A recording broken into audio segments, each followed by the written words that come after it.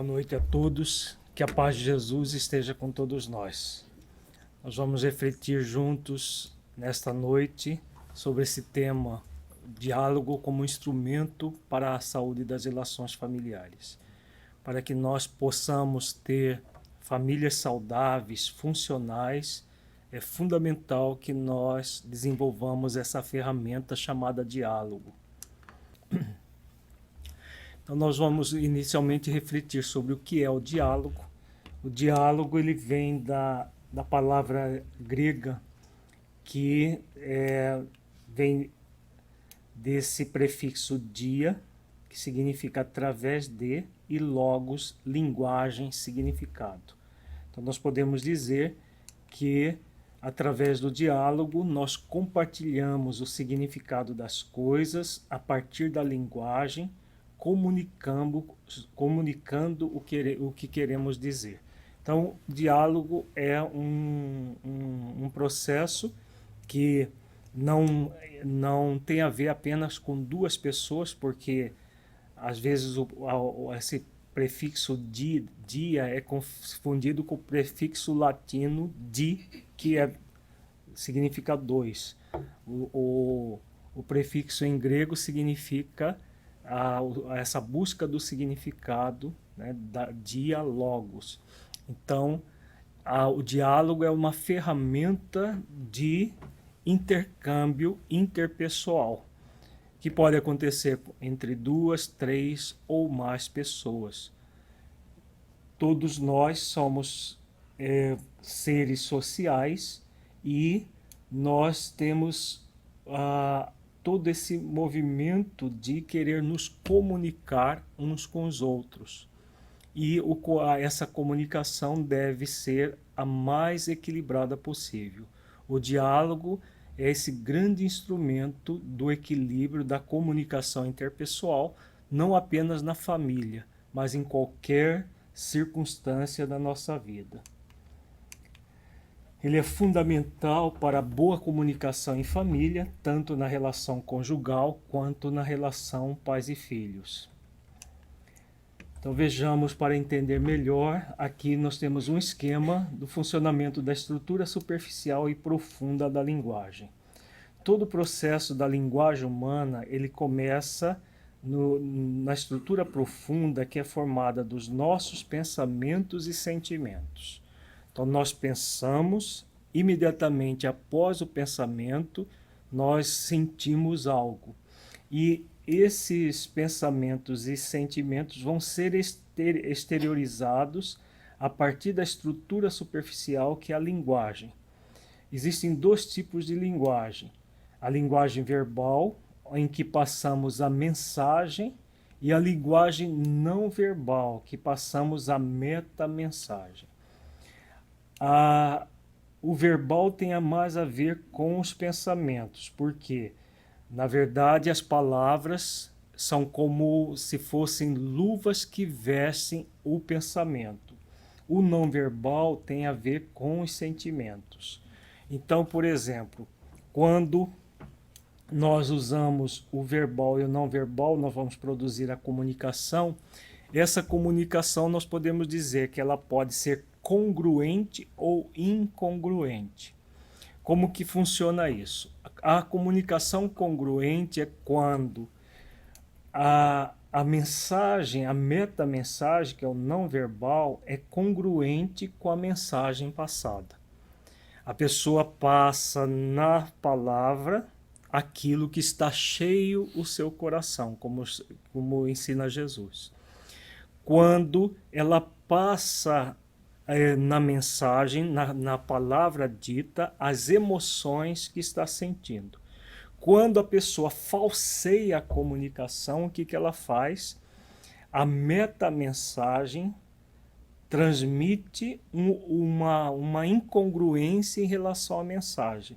É aquela pessoa que fala uma coisa, mas você percebe pela metamensagem, porque a metamensagem é o próprio corpo, é todo o nosso ser, passa a metamensagem. A pessoa percebe que o outro está sendo falso. As mães são muito craques em perceber a metamensagem dos seus filhos. As mães sabem muito bem quando o filho está falando a verdade e quando ele está mentindo. Porque as mães, claro, as mães presentes, as mães que estão realmente convivendo com seus filhos. Porque quando ele fala algo que não é a realidade, o não verbal fala muito mais alto do que o verbal. É como se o não verbal gritasse uma coisa e a boca está falando outra coisa completamente diferente. Né? E isso, claro, não é só as mães que percebem.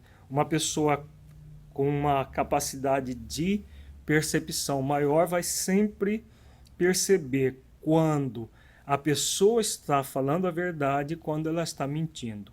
Normalmente a pessoa que mente, ela o própria na faces dela, ela passa que está mentindo.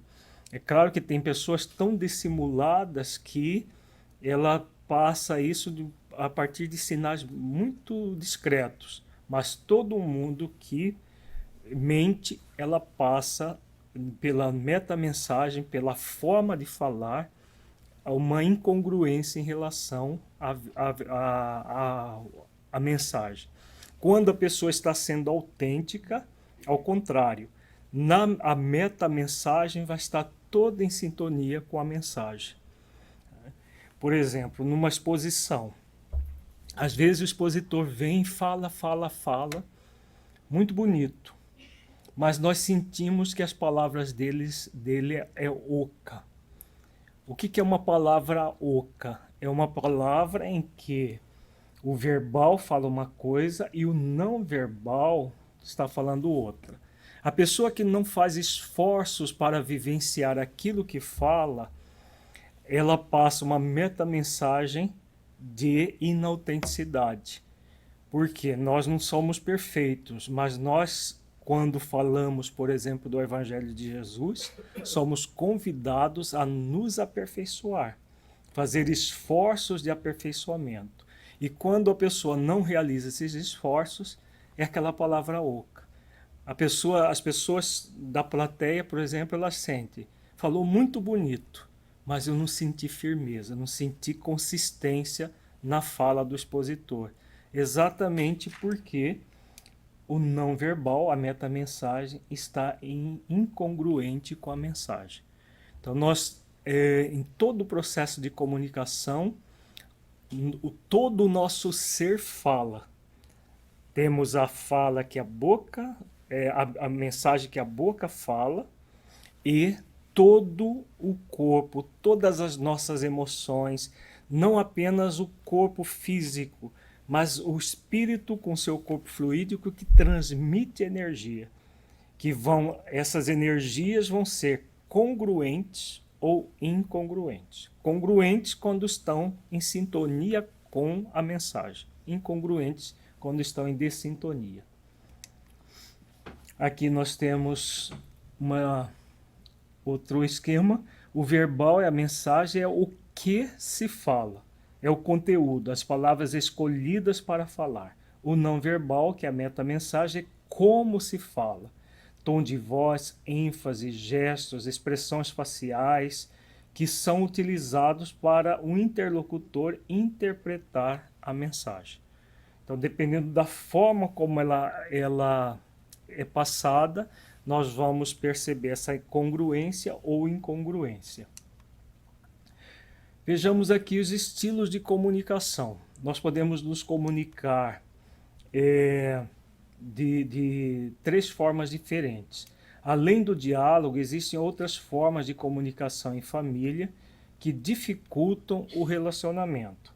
Nós temos a comunicação reativa, a comunicação passiva e a comunicação proativa. A comunicação reativa ela é feita através de discussões. A pessoa entra no movimento de impor o seu ponto de vista ao outro. Não há diálogo, há um movimento de tentar convencer que uma pessoa está errada, a outra está certa. E aí o que acha que está certo quer convencer o outro, o seu parceiro, o seu filho, qualquer situação, que ele está certo e o outro está errado. Então é aquele movimento sempre de convencimento, de agressividade em relação ao outro. Na passividade, a pessoa não fala nada, mas é aquele não falar nada da boca para fora. Porque da boca para dentro a pessoa fica ruminando tudo aquilo que ela gostaria de falar. Gera grandes dificuldades nas relações interpessoais, principalmente em família. Quando a pessoa não fala algo, mas o seu coração está cheio de fel, ela fica em silêncio, mas fica ruminando tudo aquilo que gostaria de dizer.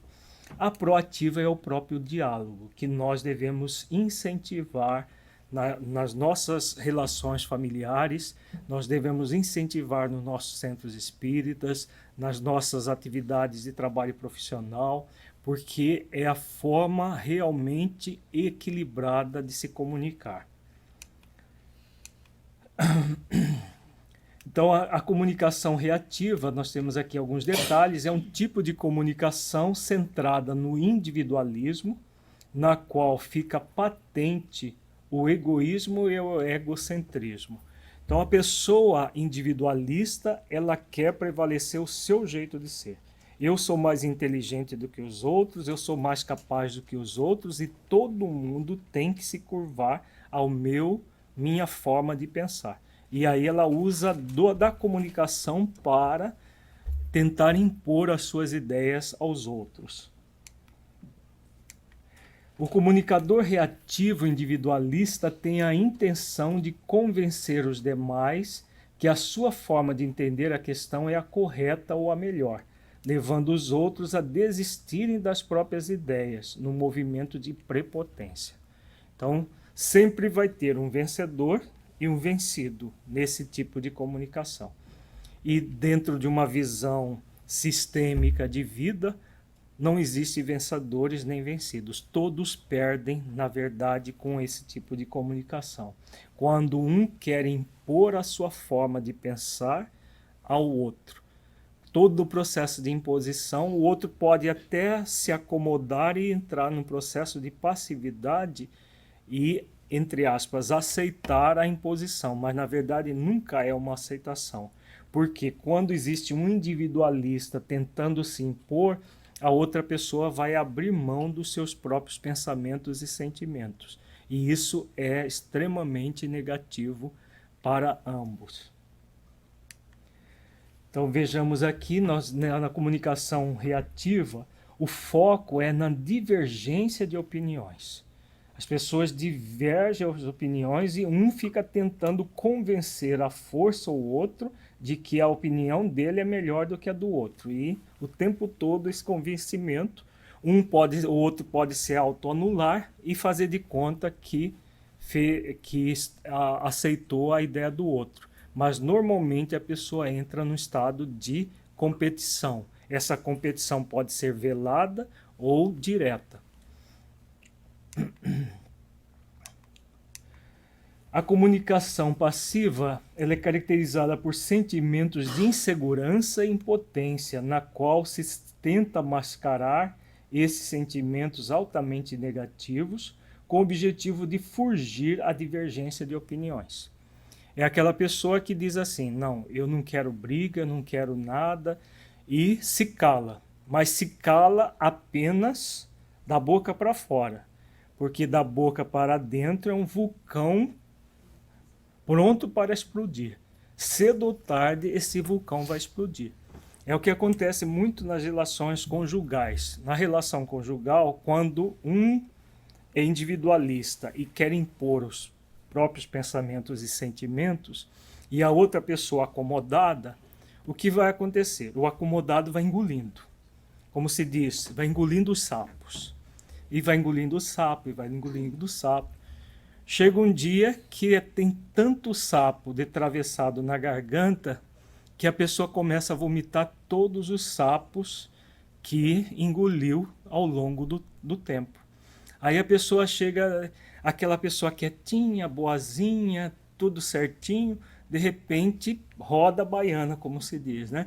E aí ela vem, porque em 1998, naquele dia assim assado, você fez isso, você fez aquilo. O que que aconteceu?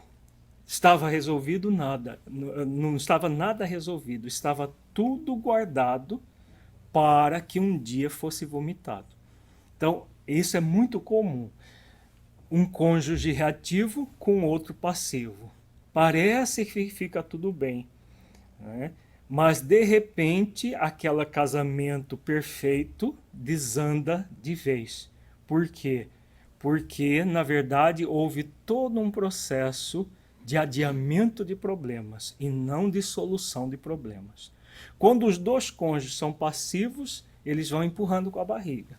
Quando são dois reativos, normalmente a separação já nos primeiros meses ou anos de casado já há separação, né? Mas são processos que nós tendemos, dependendo da nossa estrutura psicológica, ou ser mais passivos ou reativos. Tanto uma situação quanto a outra são prejudiciais. Então, na comunicação passiva, o foco é a fuga, divergência de opiniões. Então, a pessoa foge. Ela não quer saber, não quero saber de briga, não quero saber de discussão, não quero saber de nada disso. Mas é um querer, não quer saber só superficial. Gera autoanulação como uma fuga. A pessoa foge do problema. Fugir do problema não quer dizer que nós estejamos resolvendo o problema. Para se resolver um problema é preciso encará-lo de frente e trabalhar em função da resolução do conflito. Isso na relação conjugal é fundamental. Na relação pais e filhos também é fundamental. Esse trabalhar sempre pela solução dos problemas e não pelo adiamento dos problemas ou entrar numa relação conflituada em que nós só criamos problemas. Então, a comunicação passiva ela é promovida no relacionamento com um comunicador individualista e reativo, que tende a despertar nas pessoas com perfil psicológico predominantemente passivo um movimento de autoanulação, no qual tentam evitar o conflito, se calando e oferecendo todo espaço para o outro se manifestar. Então, a pessoa oferece todo espaço, ela abre mão do seu ponto de vista, dos seus pensamentos, dos seus sentimentos, mas isso é tudo de faz de conta, porque de verdade ninguém abre mão da forma de pensar e sentir, porque seria abrir mão da nossa individualidade. E abrir mão da própria individualidade é extremamente patológico, é extremamente doentio, não se sustenta isso. Então, nós temos aqui as duas formas inadequadas de comunicação, que são a forma reativa e a passiva, em que o foco é a divergência. Temos sentimentos egóicos ligados a esse movimento: orgulho, individualismo, onipotência, prepotência, insegurança, autoanulação, raiva, mágoa, etc. Então, são sentimentos que fazem com que a pessoa mantenha esse estado de divergência e de fuga à divergência, criando uma relação inautêntica, uma relação conflituosa e inautêntica.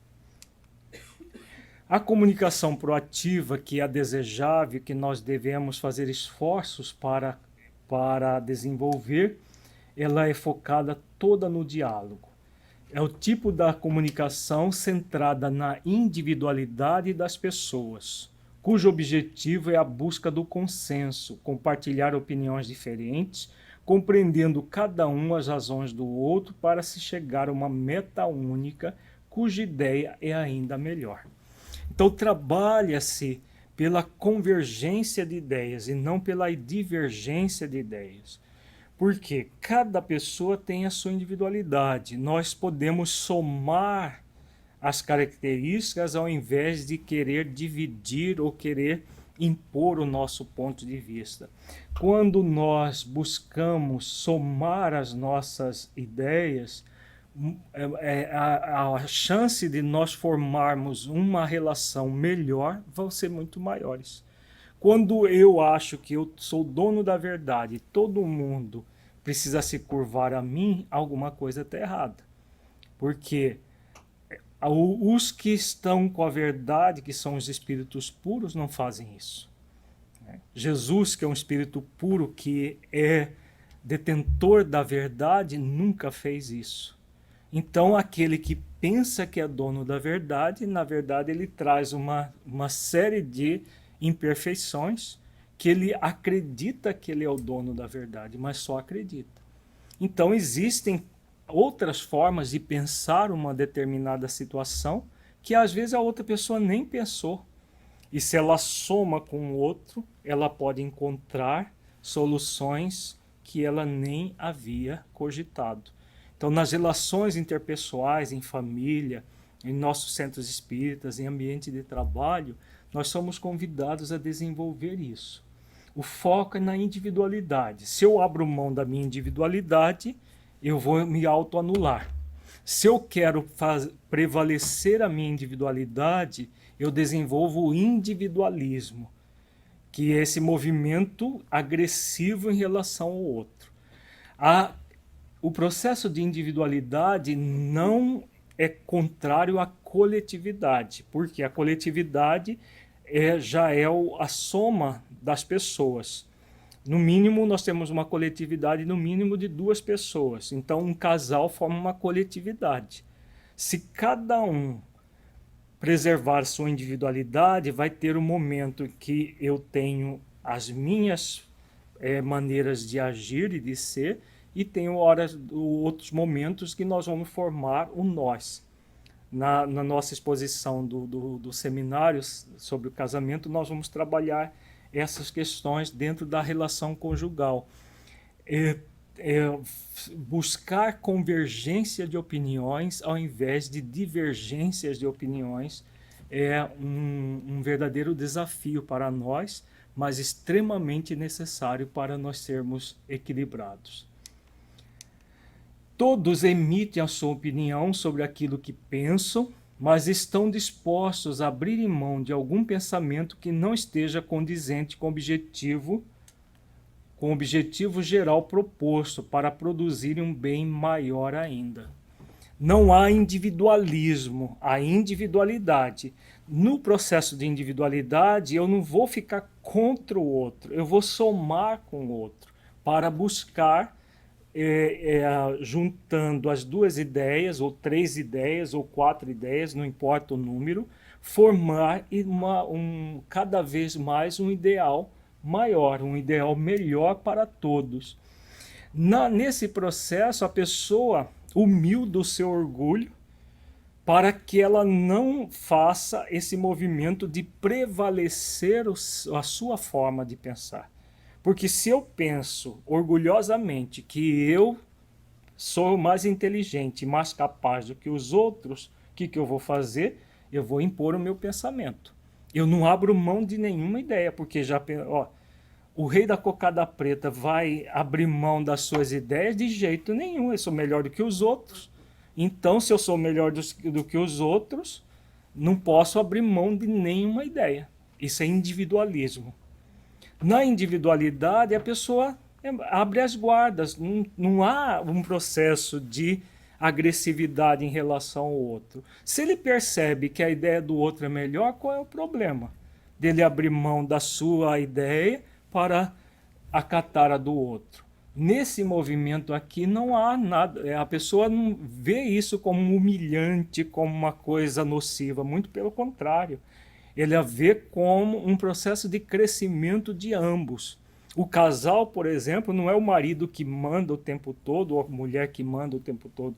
São os dois formando uma relação conjugal para poder formar uma relação pais e filhos equilibrada com a prole em comum. Então, são processos que nós somos convidados a desenvolver. Aí muita gente pode dizer, mas isso é muito difícil. Nós dizemos que não é difícil, é trabalhoso. Trabalhoso, sim. Por que não é difícil? Porque facilita a nossa vida. Se nós desenvolvemos isso nas nossas relações interpessoais, a harmonia que nós vamos criar vai facilitar tanto a nossa vida que, por mais trabalhoso que seja fazer isso, vale a pena desenvolver uma proposta assim. Nem individualismo, nem autoanulação, mas desenvolvimento da individualidade para trabalhar no coletivo cada vez mais aperfeiçoado. Então, o foco da comunicação proativa é a convergência de opiniões. Então, vamos ver qual é a melhor maneira para que nós encontremos um ponto em comum, para que nós busquemos somar as nossas experiências, as nossas ideias, a nossa forma de pensar. Porque eu não sou melhor do que o outro, nem sou pior do que o outro. Eu sou uma pessoa que pensa diferente do outro, mas nós podemos somar e não dividir. Há uma busca do consenso. E se não for possível o consenso, o consentimento. Mas o consentimento é diferente da autoanulação. É muito comum, por exemplo, num grupo grande, num centro espírita, que tem bastante pessoas na diretoria, nós não vamos ter, muitas vezes, um consenso. O consenso é quando todos concordam, eles convergem para uma ideia única. Às vezes, o que acontece? Surge uma ideia melhor e aqueles que tinham ideias diferentes abrem mão das suas ideias, consentindo, aí já é o consentimento, que aquela ideia melhor prevaleça, sem haver competição, sem haver ninguém se sente perdendo aí. Não há autoanulação como aquele outro movimento. No outro movimento, a pessoa se sente anulada. Não adianta nada falar nada nesse centro, porque as pessoas não ouvem a gente. E ela não fala isso declaradamente, mas depois por trás começa a fazer disse-me-disse e pensa aquilo e fica ruminando aquilo. No ambiente familiar isso também pode acontecer. Mas é importante saber que se eu entro em consenso, nós assumimos uma postura única. Se eu consenti de bom grado e não forçosamente. Forçosamente é sempre um mal. Por refletir que a ideia do outro é melhor do que a minha, por que não abrir mão da minha para que a ideia do outro prevaleça? Se nós estivermos realmente compenetrados do ideal cristão, de humildar o nosso orgulho e amansar a nossa rebeldia, como Jesus nos ensina, quando ele diz: aprendei comigo que sou manso e humilde de coração, encontrareis descanso para a vossa alma. Esse descanso é exatamente a harmonia que nós desenvolvemos quando agimos assim. Então, a comunicação proativa gera um diálogo amigável, no qual busca-se o que há de útil e certo nas ideias de cada um, respeitando-se as diferenças que são vistas de maneira positiva. Então, o que existe de útil na fala do outro? O que existe de útil na minha? Nós vamos juntar o que existe de bom e de útil e formar uma ideia melhor. É o melhor dos mundos esse. Nem sempre possível, mas é o melhor. Se não for possível, eu abro mão da minha ideia, consentindo em aceitar realmente a ideia do outro. Parte-se do pressuposto que somente se desenvolve as ideias a partir das diferenças, desde que cada um busque o melhor para todos, e não prevalecer o seu ponto de vista em detrimento do outro. Então, é individualidade sempre em harmonia com a coletividade. Não é individualismo. No individualismo, eu faço prevalecer o meu ponto de vista, porque eu sei mais do que os outros, eu sou melhor do que os outros, então tem que prevalecer o meu. Isso é individualismo. Nesse processo proativo, não há esse movimento de prevalecer o ponto de vista em detrimento do outro. Busca-se sempre o melhor para todos. foca-se sempre o aprendizado que as ideias diferentes podem gerar. Então, o foco do diálogo proativo é sempre o aprendizado. Nós podemos crescer sempre com as nossas diferenças, com nossos trabalhos em comum. Quando acontecem divergências, busca-se colocá-las em contato para não ferir o outro. Divergir não é um problema, a questão é como se diverge. Né? Se nós chegamos, olha, eu respeito muito o que você pensa, a forma como você pensa. Eu penso desta e desta forma, um pouco diferente, mas respeito a sua forma de pensar. Vamos buscar um consenso em relação a isso? Né? Você diverge de uma forma elegante, de uma forma amorosa, de uma forma harmônica. Podemos divergir também de uma forma egóica. O que você falou é tudo bobagem, tudo besteira. Olha, o certo é assim, assim, assado. O que acontece com o outro? O outro pode se autoanular. Realmente, eu não valho nada, não sou nada. Não... E fica, ele não verbaliza, mas sente aquilo. E se aquieta. Só da boca para fora. Ou, se ele for tão bicudo quanto o outro, o que ele vai fazer? Vai agredir o outro. Eu que penso melhor que você é um zero à esquerda, e começa aquelas discussões, né, que os casais são um craque de fazer, né, discutir as relações, e aí vira um tumulto, uma anarquia só, porque chama o outro para brigar, e não leva a lugar algum. O que leva sempre o que leva a um equilíbrio é sempre esse movimento. Podemos divergir sem nenhum problema, porque o contrário disso é se autoanular, mas sempre buscando o consenso, buscando o equilíbrio, buscando a harmonia. É fruto da noção de individualidade que é sempre necessária para um relacionamento familiar saudável, no qual cada integrante da família busca harmonia com o todo, a coletividade.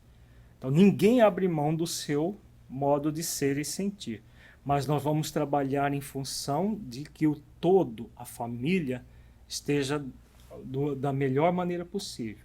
Da mesma forma que nós podemos trabalhar que o todo do centro espírita esteja da melhor maneira possível, e assim sucessivamente.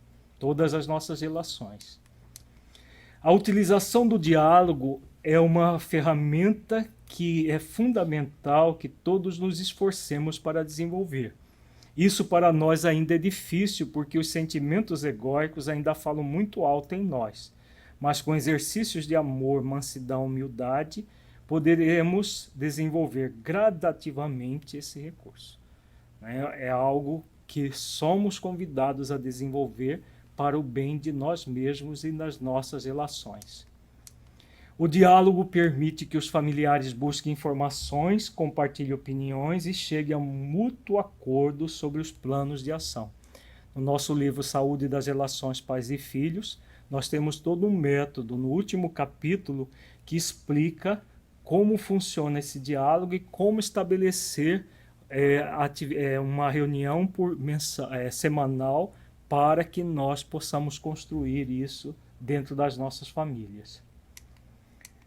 As pessoas percebem que vão avançando à medida que aumenta a compreensão compartilhada.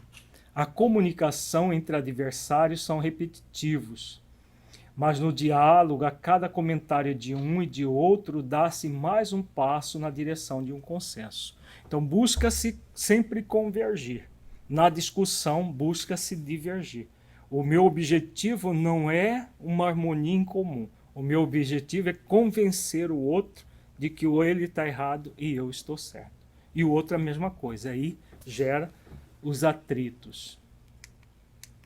O tom do diálogo proativo é amigável, mesmo quando se trata de um assunto difícil.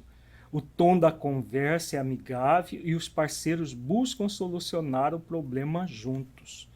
Então, são duas pessoas que podem estar pensando diferente, buscando equacionar os seus problemas,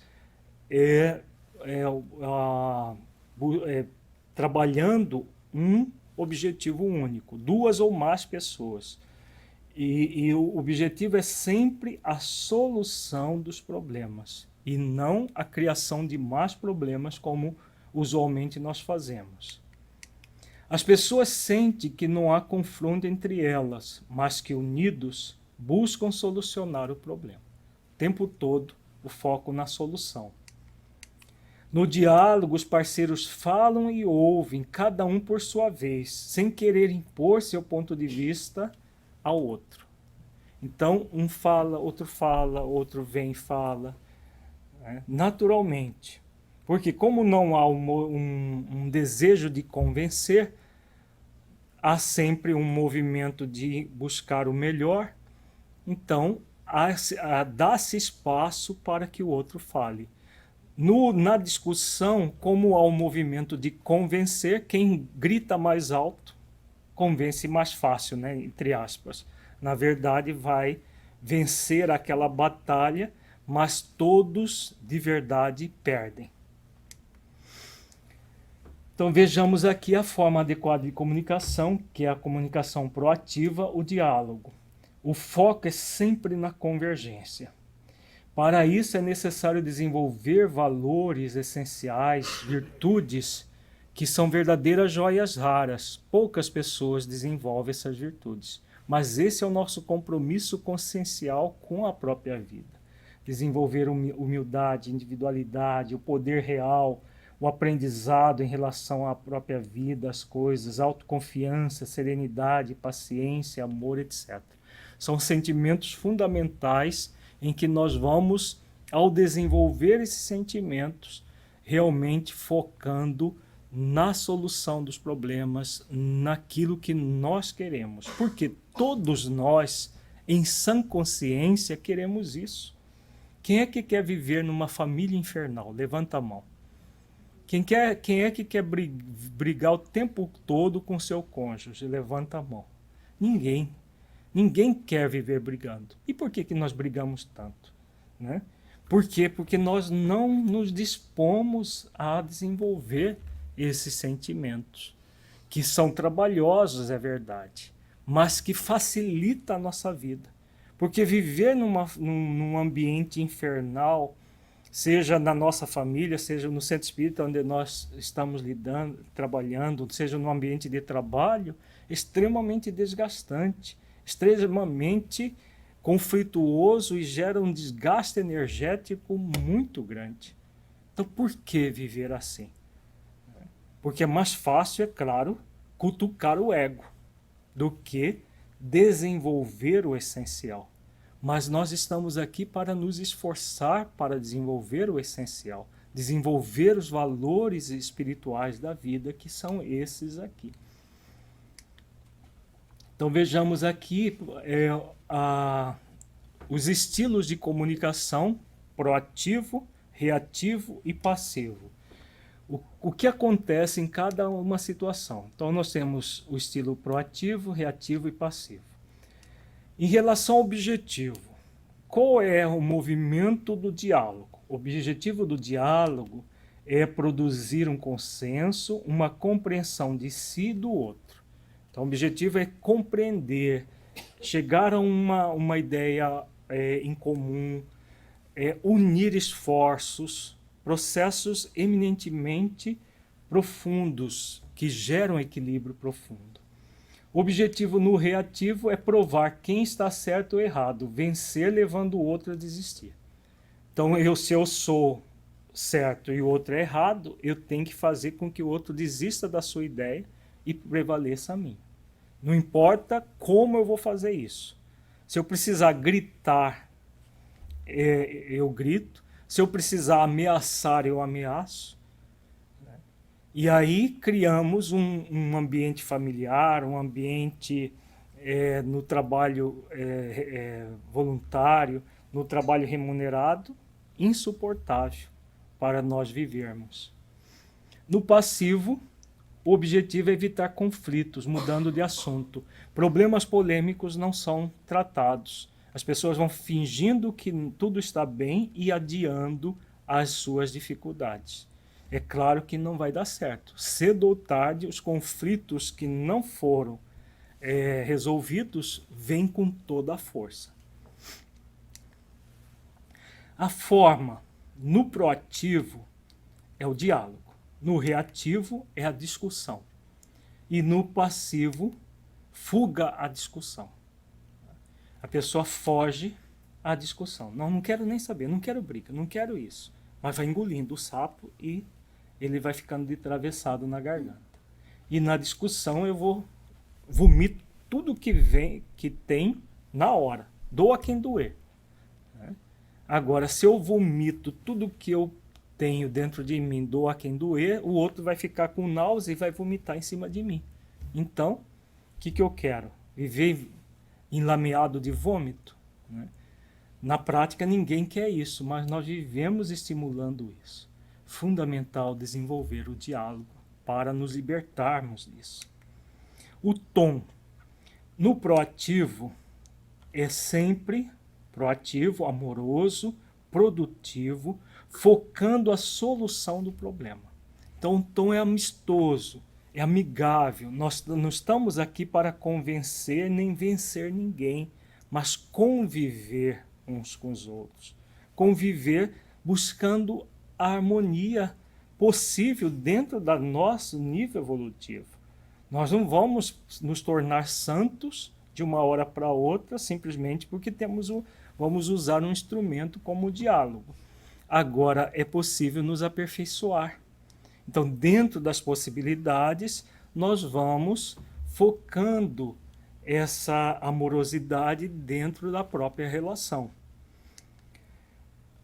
No reativo, que é a discussão, o tom é duro, tentando persuadir com comentários que ferem o outro, gerando irritação e raiva. Então é aquele movimento, quem grita mais alto, vence. E gera no outro frustração, raiva. Essa raiva pode ser colocada imediatamente para fora ou ficar retida dentro da outra pessoa, mas vai gerar essa desarmonia. No passivo, o tom é de repressão da tensão, fingindo que tudo está bem. Então, quando se finge que tudo está bem, a pessoa vão fingindo e gerando frustrações que são acumuladas para mais tarde.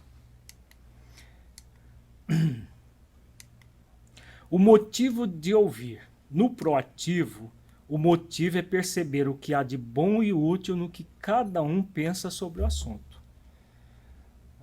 Nós partimos do pressuposto que todo ser humano tem valores. Se eu penso que só eu tenho valor e os outros não têm valor nenhum, eu não vou buscar nunca o que existe de útil e de bom no outro. Eu vou sempre achar que eu sou melhor e o outro não tem direito a emitir opinião. Aqui no diálogo é sempre buscar o que existe de bom e de útil no que cada um pensa sobre o assunto. Porque mesmo que o outro for uma pessoa ingênua, incapaz, não existe ninguém que não possa ter uma opinião, tecer uma opinião sobre um assunto, por menor que seja. E aí busca-se aproveitar aquilo que a pessoa pensa sobre o assunto. No reativo, o motivo para ouvir é saber o que o outro pensa para atacar e defender-se das informações ouvidas. Enquanto o outro está falando, o reativo fica prestando atenção para logo em seguida refutar tudo, usar o que o outro falou para atacar o próprio interlocutor. Sempre esse movimento do ataque, da agressão para convencer o outro que o outro está errado e ele está certo. No passivo não existe, porque é uma fuga da realidade. Então a pessoa se aliena e nessa alienação ela não tem nenhum motivo, ela não quer ouvir. Qualquer coisa que seja conflituoso, ela quer fugir daquilo, como se fosse possível fugir de uma realidade. A destrutividade. No proativo não há destrutividade, pois busca-se minimizar palavras que possam ferir o outro. Então não há um processo de querer agredir o outro, não há um movimento destrutivo em si. No reativo, como objetivo é vencer o outro, comentários destrutivos são vistos como legítimos. Até xingamentos são vistos como legítimos. Atacar a autoestima da pessoa é visto como legítimo. Quanto mais arrasada ela tiver, melhor. Agora imaginemos isso numa relação conjugal. Um cônjuge tentando arrasar o outro. Aí o que ele vai conviver? Com outro arrasado, com outro frustrado, com outro descontente. A relação vai ser uma relação legal? Ah, mas eu venci, eu estou por cima do tudo. Então é um falso vencer. Não existe vencedores nem vencidos. Existem perdedores sempre nessa situação. No passivo, os assuntos que causam conflito são evitados para não haver divergências. Como a pessoa não quer tocar nos conflitos, foge, se aliena, então tudo que gera conflito a gente evita, não fala do assunto. Quando vai tocar no assunto, muda-se de assunto para que não se fale naquilo. E o que vai acontecer? O conflito, ele é mantido até que não dá mais. Atitude diante das diferenças. No proativo, as diferenças são tratadas com respeito e são apreciadas. Então, o que o outro pensa vai ser sempre apreciado.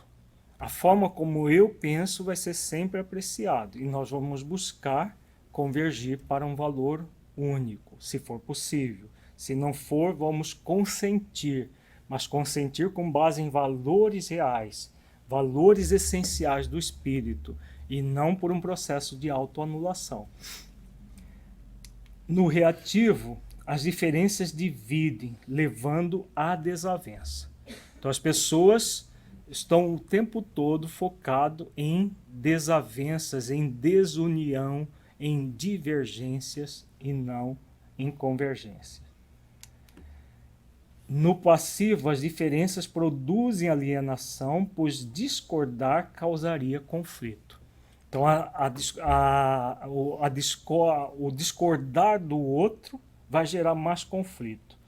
Então, isso é a ideia do passivo, né? Porque, na verdade, o discordar, como nós vimos agora há pouco, quando é feito com respeito ao outro, a gente pode, sem nenhum problema, discordar. Eu respeito a forma como você pensa, mas eu penso desta forma. Eu penso de forma diferente. Respeito a forma de pensar. Vamos conversar para que a gente não mude o pensamento do outro, mas busquemos um fator em comum? Podemos fazer isso. Na pessoa passiva que se aliena, ela não quer nem saber. Não vamos ficar tudo bem, vamos trabalhar a concórdia, mas é tudo falso, tudo da boca para fora. Na verdade, não está acontecendo aquilo. O que está havendo é uma frustração que está sendo adiada. Então, as qualidades fundamentais para o diálogo vai depender de algumas questões básicas. Primeira coisa, a suspensão de julgamento de certo e errado. Não quer dizer que a gente vá achar tudo que o outro faz seja certo ou tudo que o outro faz seja errado. Mas não há julgamento de valor. Há simplesmente observação e aí nós vamos conversar para acertar os pontos de equívoco ou de acerto, buscando o ideal comum. Mas não há aquele julgamento, porque todo o processo de julgamento se segue a condenação e uma tentativa de punição do outro. E aí todos perdem nessa situação. Há um questionamento e reflexão sobre as crenças pessoais, porque muitos dos problemas que nós temos na relação interpessoal de hoje veio da nossa relação interpessoal em família no passado, a forma como fomos educados pelos nossos pais ou mal educados pelos nossos pais. Tudo isso conta. Isso gera as nossas crenças pessoais. Se eu acredito que, por exemplo, todo homem tem obrigação de fazer com que a sua mulher lhe obedeça e que os filhos lhe obedeçam de qualquer jeito, tiver essa crença machista fora de moda, vai ser praticamente impossível o diálogo. Porque ele vai achar que se ele ouvir a esposa, a masculinidade dele está indo por terra. Então, vai ser praticamente impossível. Então, é necessário ressignificar essa crença que não se coaduna com os princípios cristãos e trabalhar em função de desenvolver uma nova crença, uma crença proativa e não uma crença limitadora como essa. A autenticidade é fundamental, porque a autenticidade da nossa cultura é uma cultura muito focada no parecer e não no ser autêntico. O parecer é a gente agradar, fazer de conta. E aí aqueles sorrisos amarelos fazendo de conta que a gente está feliz, conversinhas de faz de conta, sorrisinhos de faz de conta, tudo de faz de conta. A autenticidade é nós mostrarmos aquilo que nós somos, não com rudeza, mas com amorosidade, mas sermos autênticos. Olha, eu não gostei dessa atitude. Quando você age assim, eu me sinto assado. Tá?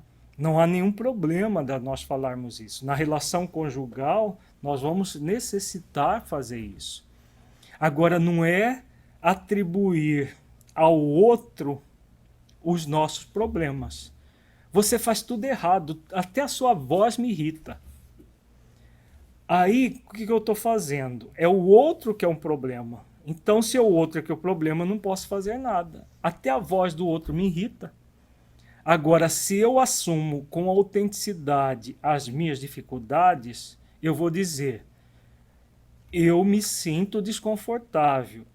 Eu me irrito quando você fala dessa maneira. Percebam, parece uma diferença muito sutil, mas não é. Se eu é que sinto, eu posso mudar o que eu sinto. Se o outro é que é responsável por aquilo que eu sinto, como que eu posso mudar? É a voz dele que me irrita. Então eu vou caçar a voz dele para mudar a voz dele? É possível? Não. É possível eu mudar a minha irritação com a voz dele, mas não ele mudar a voz, porque isso é impossível. Então, isso tudo tem a ver com autenticidade. Sermos autênticos em relação àquilo que nós pensamos e sentimos, para, a partir dessa autenticidade, nós estabelecermos pontos de convergência e não de divergência. Ouvir a si próprio e aos outros em busca de um significado que seja bom para todos. O ouvir é uma arte. Então, nós, muitas vezes, queremos impor o nosso ponto de vista, então nós não deixamos o outro falar, ou às vezes até nós nos calamos da boca para fora, mas da boca para dentro nós estamos ruminando. Está falando bobagem, olha como ele... E daqui a pouco a gente vomita tudo o que estava pensando, mas deixou o outro falar, mas não ouviu. Porque uma coisa é escutar, outra coisa é ouvir. Escutar é ouvir sons. Ouvir é ouvir com interesse o outro. Em busca do quê? De um significado que seja bom para todos. Se eu estou ouvindo para buscar uma convergência, eu vou estar inteiro ouvindo. Agora, se eu estiver escutando e não ouvindo, para ter ideia do como o outro pensa, para refutar logo imediato o que o outro pensa, para prevalecer o meu ponto de vista, aí o processo do equilíbrio não vai acontecer.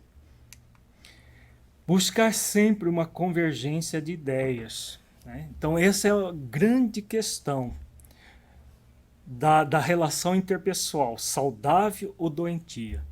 Na relação doentia, em qualquer relação doentia, vai ter sempre um movimento de buscar divergir e não convergir. A convergência de ideias, a convergência de pensamentos, de sentimentos, ela vai sempre favorecer a relação interpessoal. Seja essa relação conjugal, essa relação com os filhos, os irmãos, pais e filhos, filhos e pais, a relação com o nosso colega de trabalho na casa espírita, com o nosso colega de trabalho profissional. Se nós buscarmos exercitar a convergência de ideias, nós só tendemos a ganhar. Vai ser um grande instrumento do diálogo e um instrumento para a relação saudável. Então, o que nós tínhamos a dizer era isso. O que deve ficar sempre em nossa mente é que o diálogo é o grande instrumento para o equilíbrio das relações interpessoais, quaisquer que elas sejam. E, por mais trabalhoso que seja o diálogo, é algo que vale a pena nós pagarmos o preço para fazermos esforços continuados, pacientes e perseverantes para desenvolver esse instrumento. Por mais trabalhoso que seja, vale a pena. Porque, ao contrário do que as pessoas dizem, que é muito difícil, não é. É trabalhoso. Se nós não ficarmos adeptos da preguiça mental e de realmente fazermos tudo aquilo que é necessário, nós vamos conseguir construir relações muito favoráveis a nós, seja nas relações familiares, seja nas relações com colegas, do trabalho profissional, do trabalho voluntário, porque nós vamos estar sempre trabalhando, primeiro, no desenvolvimento de virtudes muito importantes para nossas vidas, para todos nós. Segundo, estaremos auxiliando o nosso companheiro ou nossa companheira a realizar o mesmo, em qualquer relação que tivermos. E aí o que acontece? Todos ganharão. Todos os envolvidos ganharão no sentido de que aquele trabalho que foi feito produzirá um fruto muito doce, muito agradável de se consumir. Muita paz a todos.